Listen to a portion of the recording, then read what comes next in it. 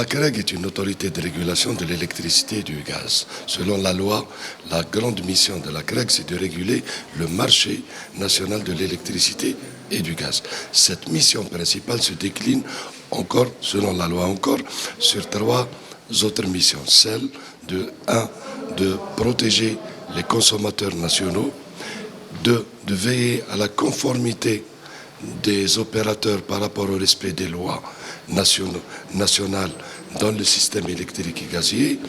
Et de trois, c'est le conseil des autorités publiques, des pouvoirs publics sur toutes les questions qui se rapportent au domaine de l'électricité et du gaz.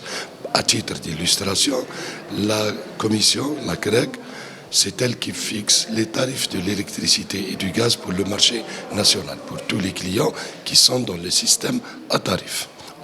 Cette décision, normalement, est censée être un prélude à l'avènement du marché, qui, une fois établi, ce marché-là de l'électricité et du gaz, les prix ne seront plus fixés par la Commission, mais seront l'effet du marché lui-même. Au fait, la CREG, de par ses missions aussi, établit chaque 2 ans, elle établit un programme national de consommation de l'électricité, donc elle établit le programme de production pour faire face à la demande. Donc, mais pour ce faire, la CREG utilise les données nationales prospectives pour établir la demande nationale qui s'établit après sur 10, 15, 20 ans, 30 ans, ce que vous dites dans les décennies à venir. Il ressort de l'étude que la CREG fait actuellement que la demande va toujours augmenter dans les décennies à venir.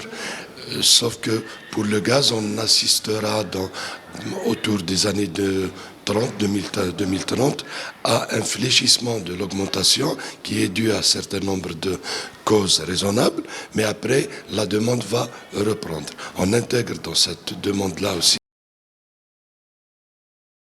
diversification économique qui prévoit une augmentation des clients et donc une augmentation de la consommation. Pour l'électricité aussi, il y a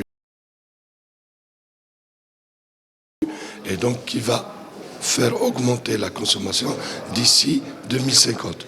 Alors, on peut parler de l'action majeure qu'il faut mettre en place, c'est celle de la maîtrise de l'énergie, donc de l'efficacité énergétique. On est en étroite collaboration avec le ministère de la Transition énergétique qui, lui, a la charge de promouvoir et de mettre en œuvre le programme national de l'efficacité énergétique, et la CREG intègre cette action dans ses prévisions, ce qui permettra, si on intègre l'action de l'efficacité énergétique, de réduire l'élan de l'augmentation, mais pas l'augmentation en elle-même.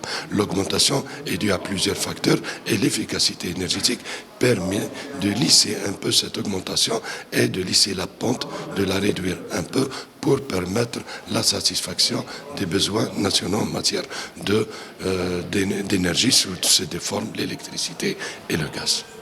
La seule différence entre un consommateur industriel et le consommateur domestique ou tertiaire, c'est que le consommateur industriel est raccordé directement pour l'électricité, il est raccordé au réseau haute tension.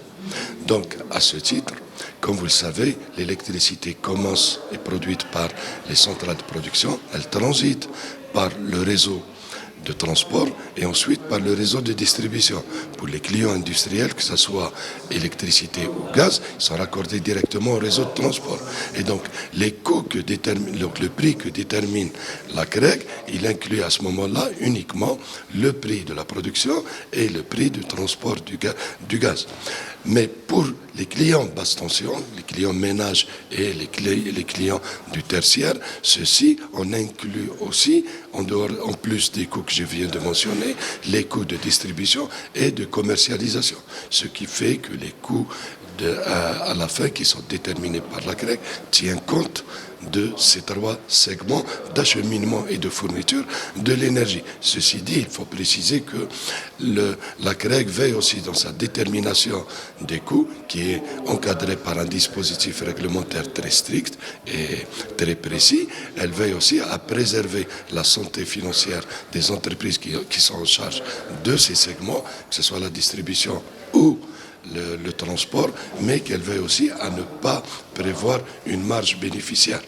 Il faut se rappeler aussi que ici à ce titre que la distribution ou la fourniture de l'énergie est un acte de service public et qu'à ce titre, les pouvoirs publics et la loi ne peuvent pas laisser les opérateurs fixer eux-mêmes le prix.